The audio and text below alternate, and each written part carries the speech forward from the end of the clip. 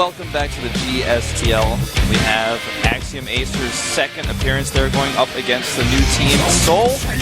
And I am Wolf, as always with me is Kaldor, who just recovered, or is still recovering from LASIK eye surgery. Yeah, exactly. So today we are back, no Mobilog, no Korean glasses or black limbs anymore. And we are going into the second match of the GSTL Season 4 Team Axiom-Acer. For Seoul, on the other hand, it's their first experience. Yeah, it's going to be their very first time. They are a former Kespa team. Now they're just Seoul, and they're here playing in this league, going to have a lot of fun with us. I'm looking forward to them.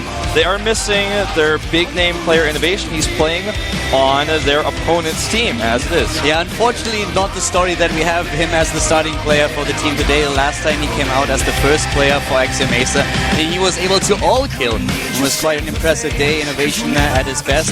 And today we have, as the starting player, another Terran. It is MMA.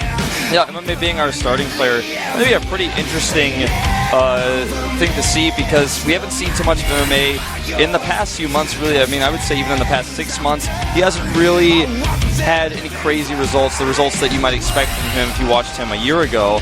And he's definitely been improving, though, in the Heart of the Swarm. Yeah. And I think he, coming out as a starting player, means there's something going on behind the scenes. He's definitely improved himself even more. I'm actually really curious to see when exactly Axiom-Acer, if things go badly today, send out Innovation. Will he be the last man standing for them? Will he be the second or the third pick for them? So that's definitely one of the questions that I have. Going up against his old team, he probably has a lot of insights that he can just pass on and tell everyone on his new team what they have to expect from the players that they're facing. Yeah. Consider that not only Innovation, but also the entire Seoul roster is not as used to this type of format. They are used to the Pro League format where you don't have all kills, so it's a little bit more difficult for them to adjust. Of course, Pro League did switch into that second format, but from the beginning of their careers, they were not used to this format so much. Here are the results from last week. Yeah, exactly. That was actually like a pretty insane team match that we saw there. This was, of course, not the game that Axiom-Acer played. As you could see, when StarTale came out, they had a very fierce battle against Team Azubu. Axiom-Acer, on the other hand, with the all-kill. Yep, Innovation making it look easy. Here's a breakdown of our players here. We already talked about Axiom-Acer a little bit last week. This is the first time you can see Seoul with 3 Protosses, 3 Zergs, and 1 Terran here. 4 players in the Premier League, and 3 unqualified players, and 7 players in total. Like Axiom-Acer, a pretty small roster. Yeah, pretty small roster like both teams. And one of the newer players that we have for Seoul is actually Sanai, who switched over after NS host had disbanded. So definitely also noteworthy here. Yeah, looking forward to see if he comes out today. In fact, I expect him to, depending on how the team match goes. He had some nerve issues, but he's definitely a top-tier Zerg player for their team, I would say. I mean, the one thing that you always have if you have very small rosters collide is that there can be a lot of preparation, a lot of strategy. If you're facing a team that has 15 players and each and every one of them could actually come out and play, then it's always a little bit difficult to prepare snipers. You can prepare for a race, but not necessarily for a player. But in this scenario, both teams could have put a lot of thought into not only the order of the players, but also who they will face, what kind of snipes they want. Maybe prepare a special strategy on a map. Yeah. Here's our team. Like you said, very small lineup here. MMA, Alicia, Ryong, Innovation, Heart, and Crank. And with these players, you know exactly what to expect. Yeah, especially there's no Zerg on the lineup right now, so we have only Terrans and Protoss. A very Terry-heavy lineup in itself. And that is definitely one of the things where Seoul can work a little bit with what they are approaching. They don't have to prepare for Zergs at all, so that gives them a little bit of an edge here. Yeah. There's a shot of Crank. Came a little bit later today with Innovation. They were taking care of some issues at the airport, I heard. Maybe one of the other reasons why Innovation is not starting today is he's got to prepare for some upcoming tournaments. Here is, of course, the Seoul team breaking down, looking at them for the very first time. Yeah, and as you can see, we have Haiba in there. We have, of course, Dia, 2 very strong players. The starting player of the day is going to be Trap. Sanai is also on the roster. And we have Wangshin, yeah, he's Quantic has partnered with Seoul for this particular season, so Wangshin is on the roster. He is available to play if he is, at the studio. He can be called out. So I wasn't sure if that was public or not until now, but now it is. So now you guys know. The funny thing to me, actually, this early on was when I came into the room, they handed out new sneakers. So one of the sponsors is a shoe sponsor, and the entire team got fitting shoes, which was actually kind of interesting. I've never seen this before on a team. Yeah, I was really surprised by that, but I mean, shoes, you do get to see them on camera every now and then. Check them out later, guys. Yeah. That's what I call a matching outfit. Down to the shoes, everything is exactly matching. A couple of fans, of course, as usual, hiding behind. Oh my god, I'm on camera, really? Oh my god. That's all right. See, these That's guys know how how you to do take it. the camera. That's how you do it. You just smile and handle that camera. Look that camera right in the eyes. Yeah, you just pull a pinion. Smile and wave. Smile and wave. That's how you do it. Well, the players, they know how to do it as well. In the background to the top right, you can see our very handsome admin. There's the Seoul coach. Gave me a drink earlier. Really nice guy. And of course, Rihanna, once again, a huge troll. Yeah, as usual. expected. Exactly. And the Seoul lineup here. Oh my god. So handsome. He's so good looking, man. But the Seoul lineup is just really missing innovation, and it's almost been like mind control, like in a pre-stack late game on Hearthstone. He's been taken to the other team, and there's no way to get him back. They're just going to have to face him now. Yeah, they have to destroy him. That's the only chance that they have, but who's going to do it? They don't even have silence. They're in trouble. They have to have someone prepared for exactly this particular scenario. They have to have a trap card there that snipes innovation when he comes out. Yeah. And Axiom-Acer doesn't have Yu-Gi-Oh anymore either, so... That's going to be a problem. The heart of the cards might not be with them.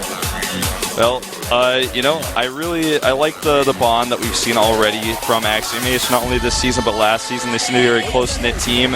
Innovation has really bonded with them. He got the all-kill last week, showing that he really has already grasped that team mentality. And Seoul is a team it's got some chemistry as well. They're just now playing for the first time in GSTL, but they played in Pro League many times before. Some of those players have been with each other for years and years and years, including in StarCraft 1, so they've known each other for a long time too. There's Innovation, apparently a little bit sleepy today. Yeah, he's got to wake up. Not quite pulling in his teeth just yet, but we're going to find out. Sanai, of course, here on the bench of Seoul. The rest of the players, Haiva too, and that could be a very interesting day, especially the opening match is going to be a good one when Trap facing MMA here. Really good Protoss versus Terran that we're starting things off with. Yeah, there's Haiva. Is he going to put his foot up and hide? No. Just going to stay in plain sight there. You know, he's a very aggressive player that we will probably see at some point today come out and try to hit a timing. Yeah, he's handling the camera well. I love the stash. I was about to say the same thing. I'm loving that stash. You know, actually, after the surgery, I wasn't allowed to like shave my face, so I had like this huge beard, and I was thinking when I shaved it, I was actually thinking of just leaving the stash just for the lulz. Ended up not doing it. It would have been a little bit too weird, but yeah, he's pulling it off. He's definitely pulling it off. Did you actually? Were you allowed to shave your head? No, I shaved my head before I got the surgery. Okay, so was it basically an issue if they don't want you to cut your face because your eyes are bad, or why can't you shave? No, it's just because of the water. Oh, okay. If water or like foam or soap would even be worse, if that actually hits your eyes, that is really, really bad. So that can actually result in you needing a second surgery. So you need to be really careful at the beginning with water, and then the first few days you can't use anything like that. Oh, so for example, do you have to take like a bath in a bathtub, or are you able to use a shower? No, like in the beginning when you shower, you just shower like chest down, and you have to be really careful. That's for the first few days, and then after a while you can just use the water, but you still have to kind of try to shield your eyes as much as you can. So just to give the eyes a little bit of recovery time before you do that again. Well, that's really interesting. Yeah. You know, a lot of pro gamers actually talk about StarCraft and LASIK and LASIK. A lot of pro gamers have actually gotten the surgery to help their play. Like basically the entire LJM team got the LASIK surgery, and a lot of the players you can see here too. I'm not quite sure about Alicia. I'm not quite sure if he got LASIK. I don't think he did, but like a lot of the players, C apparently. Yeah, Alicia did actually. I'm pretty sure. C talked to me about it as well, and I was actually a little bit blown away when I started to think about getting it and was talking to players. Especially MC told me who on the LGM team got it, and it was like kind of all of them, and also in the other teams. The surgery is really popular in Korea, and it was a bit crazy. Yeah. Good recommendations though. Absolutely. MMA here looking pretty confident, just chilled out in the booth there, staying focused. And he's got to play against, of course, his opponent right here, and it is Trap, a strong cross player. He's got Zerg selected in the lobby, which confused me quite heavily, but... Yeah, Trap was kind of practicing his victory pose for a second there. Yeah. You're not there yet. Trap is a really good cross player that is, I think, underestimated by a lot of people. He has really good control, and I feel like his strongest point in this matchup is the mid-game.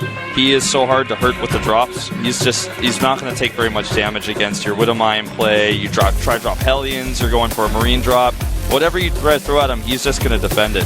Chab is definitely a very strong opponent to face, but you know, MMA is actually decent in this matchup, especially in Heart of the Swarm.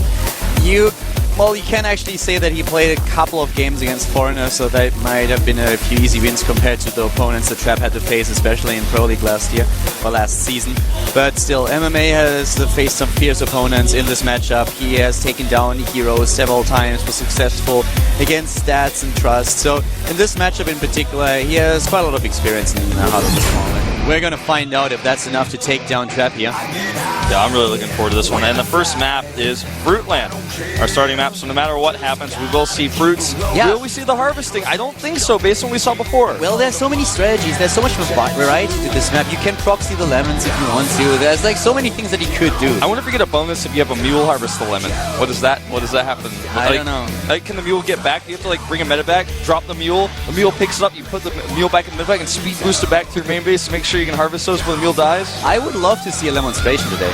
I would love to see several demonstrations of how these 500 minerals could really change the tide of a game.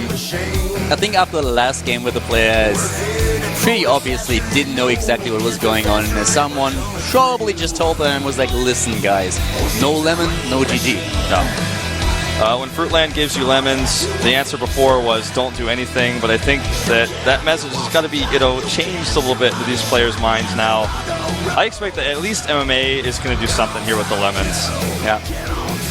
Well, we're going to find out now. We're going into game number 1, ladies and gentlemen. This is the GSTL 2013, our second season. We have the match between Axiom-Acer and Soul. And up first is a Terran versus Protoss with MMA for Team Axiom-Acer and a Trap, the Protoss player, for Team Soul. Innovation changed teams, so he's now playing on the opposing team. And that loading screen is taking way too long and ruining my entire intro. It certainly is. I'm looking at it. You can use control groups to train units without even looking at your base. Okay, someone dropped out of that game. Yeah, I think it was MMA maybe. Wow.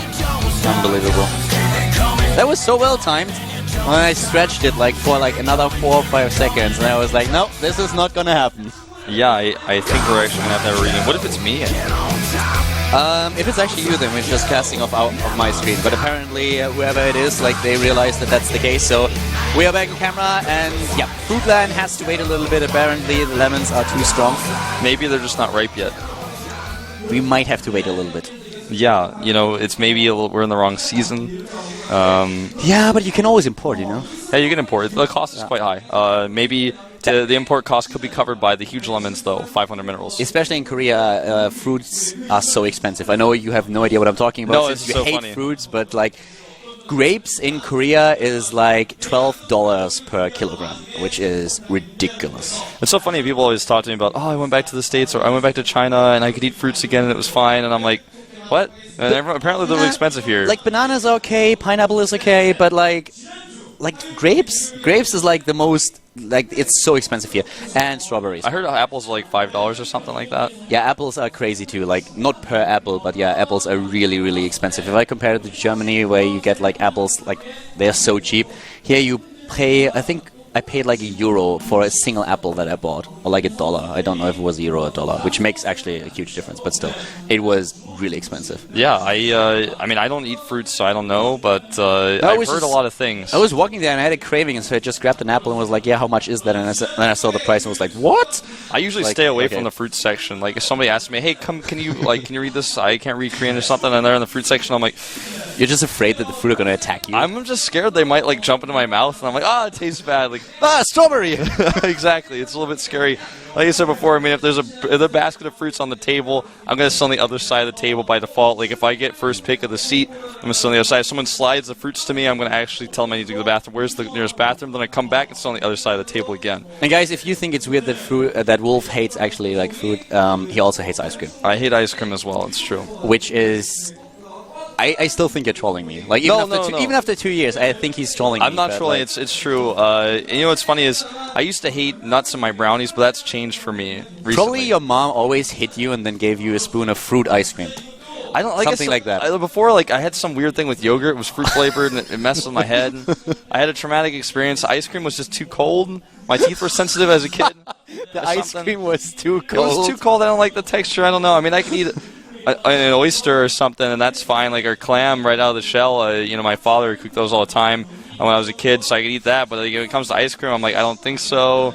I mean, Brussels sprouts are okay. I can eat asparagus. Like, I can eat these things. You know, some people don't like sushi. You were like the only child that actually ate its vegetables the entire time. I was like, that is so yummy. Like, give me that green stuff right now. I wanted the vegetables, but when it came to the fruit, I said no. And sometimes when it came to those things that are almost a fruit or a vegetable, you're not sure, like zucchini, I was like, I was kind of on the fence about it, like squash. Like, I guess that's a fruit technically, but it looks like a vegetable. Believe me, like, every child is on the fence about zucchini. Yeah. Like, as a child, I hated that stuff, and then later on I started to really love it, but like... Yeah. One time my parents got those Chips Ahoy cookies, and they told me I could have cookies if I ate all my zucchini slices. I had 5 of them, and we had a picnic that day, so I put them underneath the blanket, and I was like, I ate them all.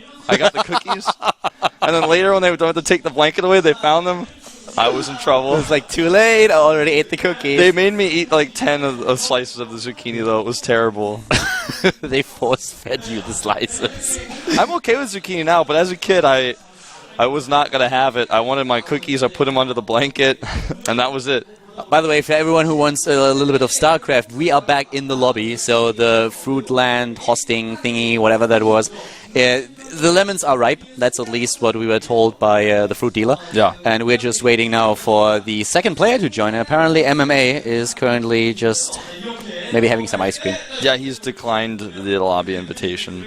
He said, you know, maybe what if he doesn't like fruits either? So listen, we need a new map. This is not okay. The only thing that actually is like the same price, or roughly the same price here, are frozen fruit, which makes sense.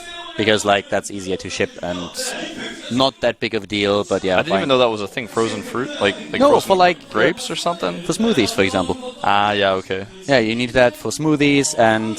Yeah, I don't touch those either. I think that's it. Like when I go to Smoothie King, I'm like, do you guys have water?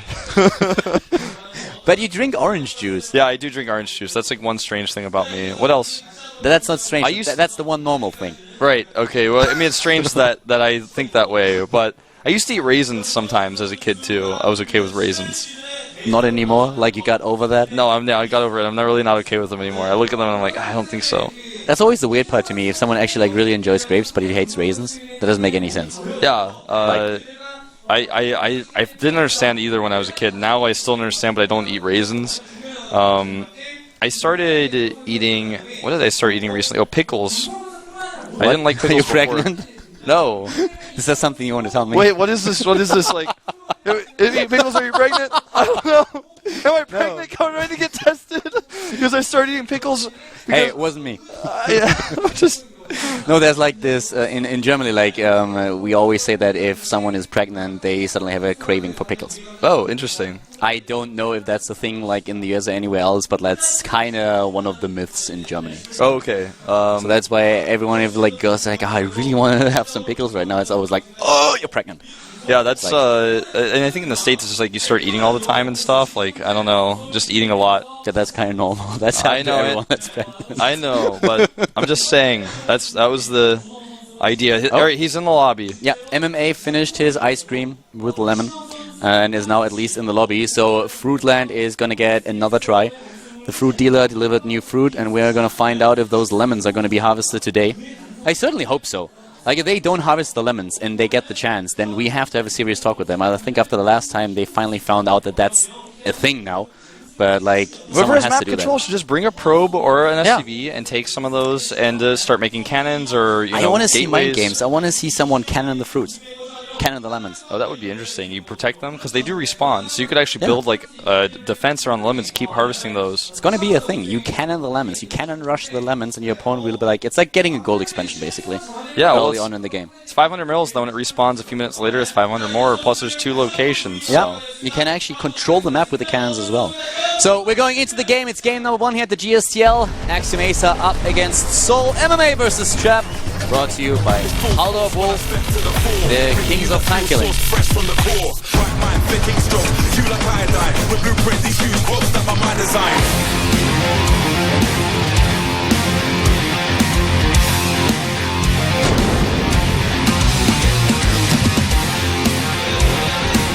And starting to the top right of Fruitland, the starting player for Team Axiom-Acer, it is... Acer MMA. Maybe get some mangoes on this map later.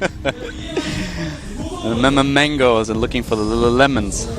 Maybe today the demonstration that we finally see those features of the map that were completely disregarded in the last GSTL match that we had here. But starting to the bottom left, of course, we have the Protoss player, the opponent of MMA. It is Soul Trap. Trap and MMA. That's going to be a good one. The starting match of our GSTL game today. It's the first match, actually, the first GSTL match for Soul. Yeah, it's their very first time playing in a team league here in this studio.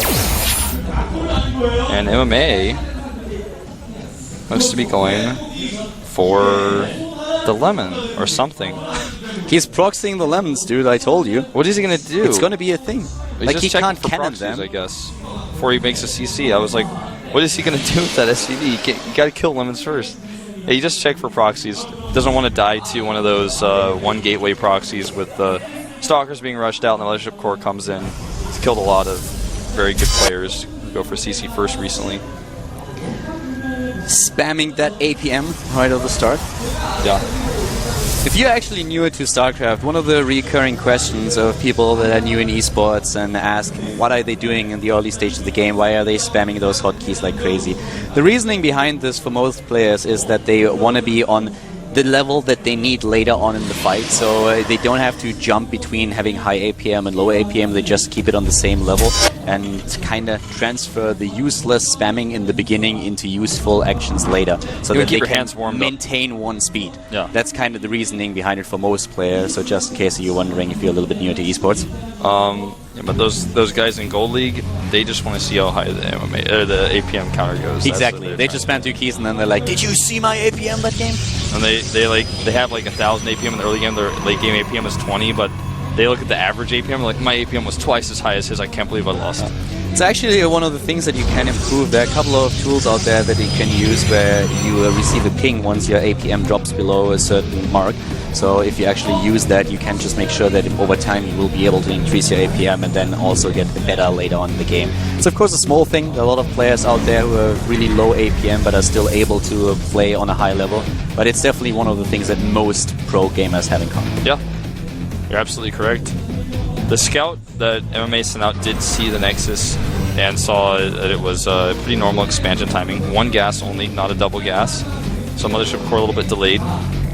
And he's going to go ahead and send his Mothership Core, in fact, to pressure. He already saw the CC first and just wants to catch any free units he might be able to find. But with 3 Marines here, don't think he's going to stick around. He's just going to go right for the main base instead. SCV actually going to spot this. Nice. SCV going to see the Mothership Core not going to be able to do too much here. Maybe an SCV kill, but that gets away. A lot of pros players really been using this in the past to be aggressive at the start. But if you lose your Mothership Core, if you don't pay attention and suddenly you're a little bit too overzealous, that can get you in a lot of trouble. Both players are kind of evenly matched in this matchup, by the way. If you look at the statistics for Trap, you find him at roughly 20 maps played, and he won around 57%. For MMA, it's 61, with roughly the same amount of matches played. Very evenly matched, therefore.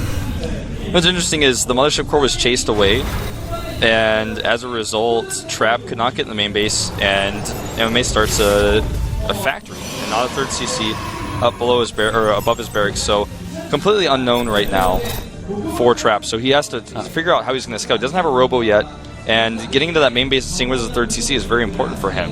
Oh, and that SCV is not going to get any scouting information whatsoever. Taken out right next to the bananas.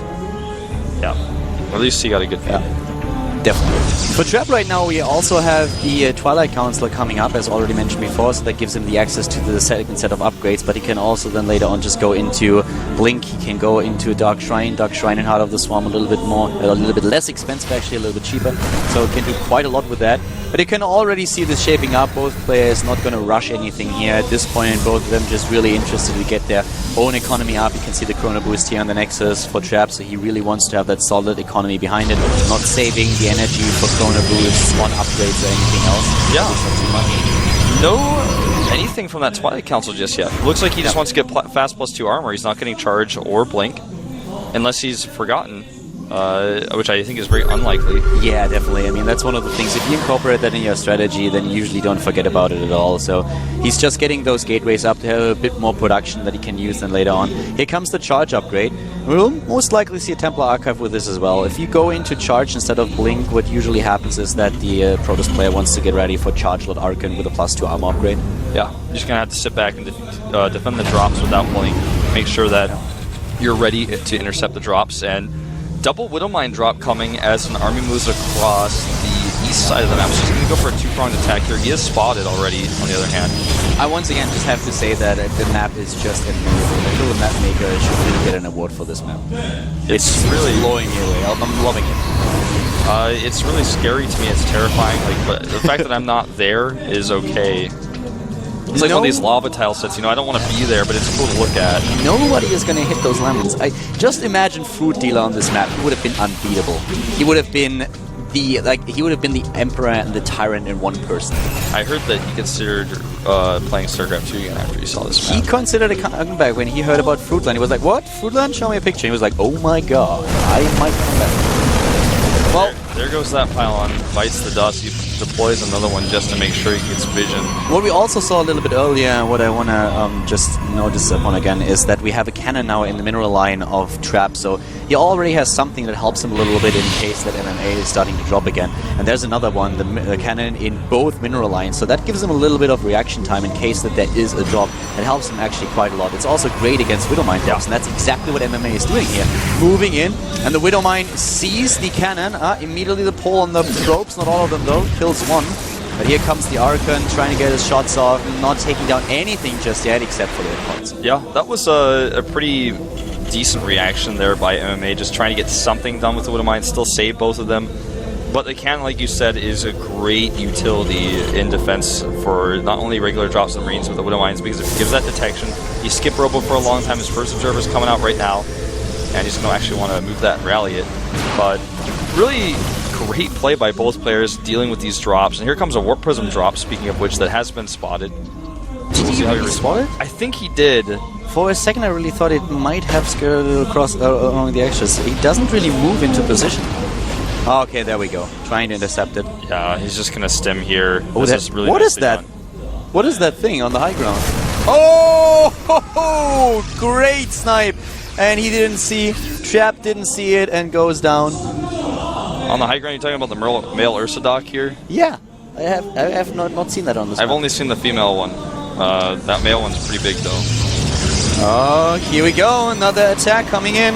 We have once again the Medivac with a boost, trying to move into position, but immediately the warping of the High Templar, and before feedback gets around, and there's the feedback. Hitting home. Not healing any of those Widowmines, so the Medivac at full energy. He's ignoring the lemon.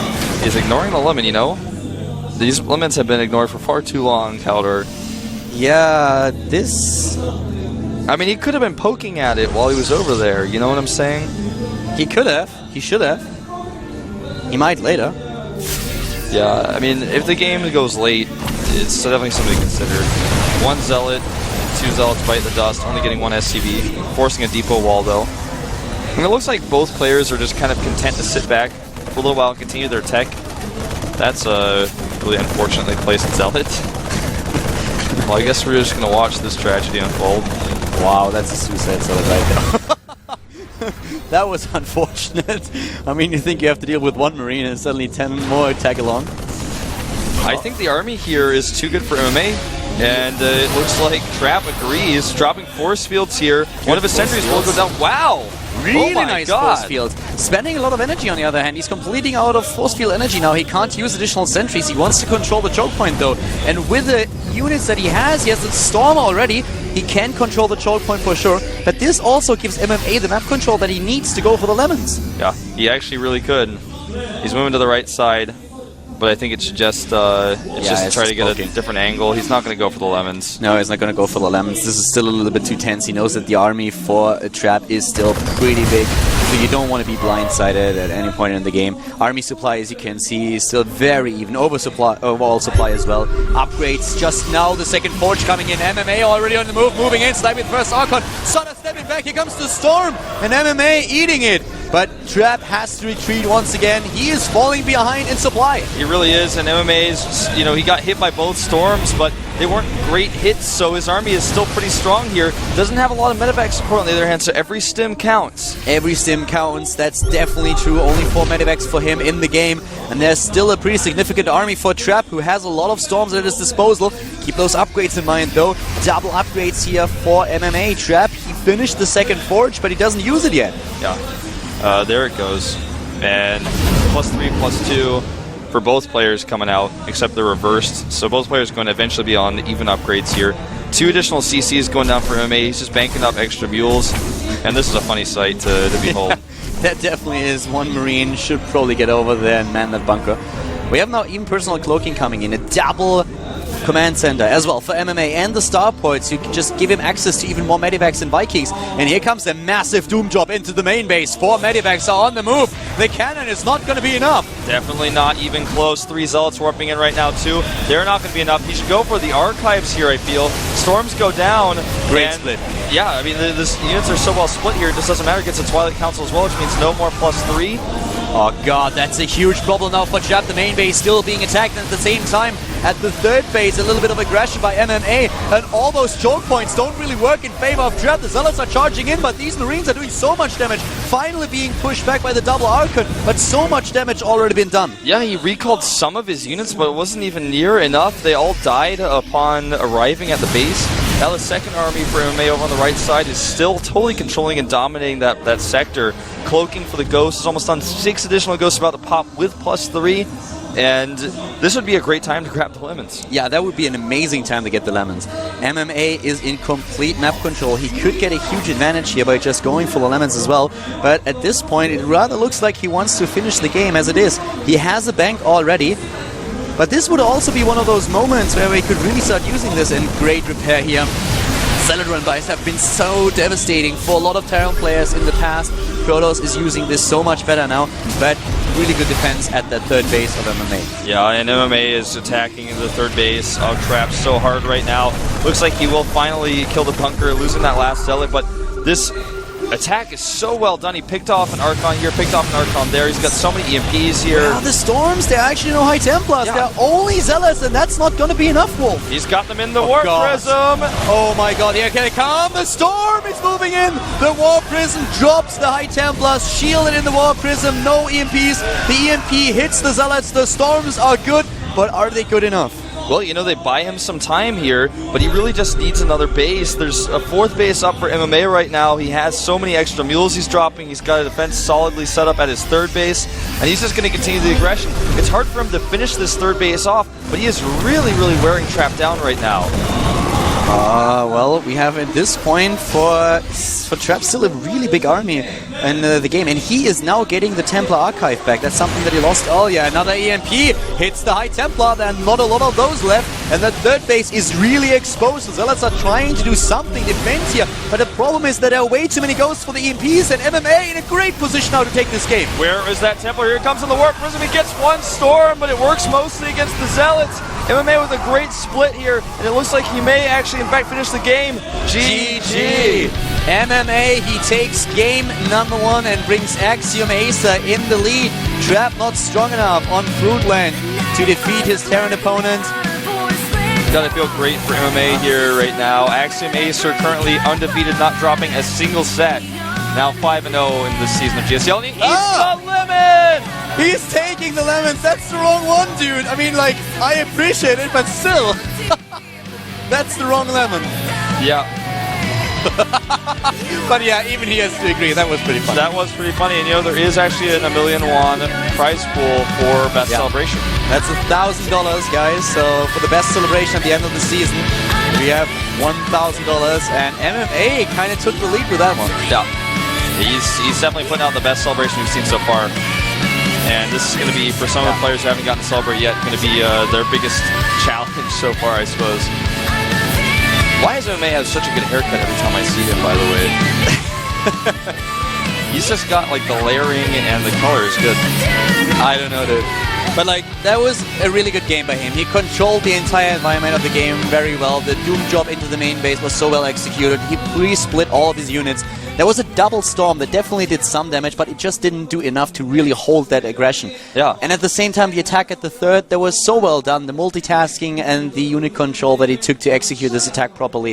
It was a really well executed attack. Yeah, I mean, I can tell you right now, there was something weird going on with that recall into the main base. He didn't bring all of his units. It may have been a misclick.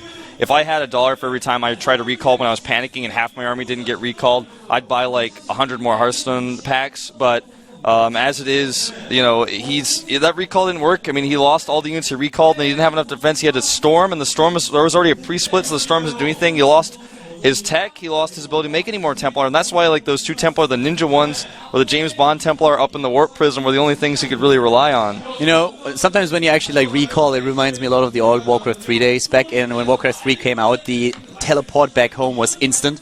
And then they changed it so that it had a little bit of channel time, and most players were really just used to immediately like TP back and then attack. Yeah. So they hit TP and started attack. What happened was that the hero was channeling the spell and the rest of the units was walking away, and then there was only the hero and the army was at the other end of the map, and it was like, uh-oh, I guess game over. That's kind of what we saw there. So if you get hit one of those recalls or TP backs at the wrong time with not enough units, and you are in a lot of trouble, and that can end the game immediately. So a lot of those things going on in the last game. Unfortunately, we're still waiting for the first lemon harvest. Yeah. But yeah. At least May had a bite of that lemon. Let's find out what Soul has to say. Who's he going to be? Do we see Hyver now? Is he going to be a Zerg? Or who is going to be our next player?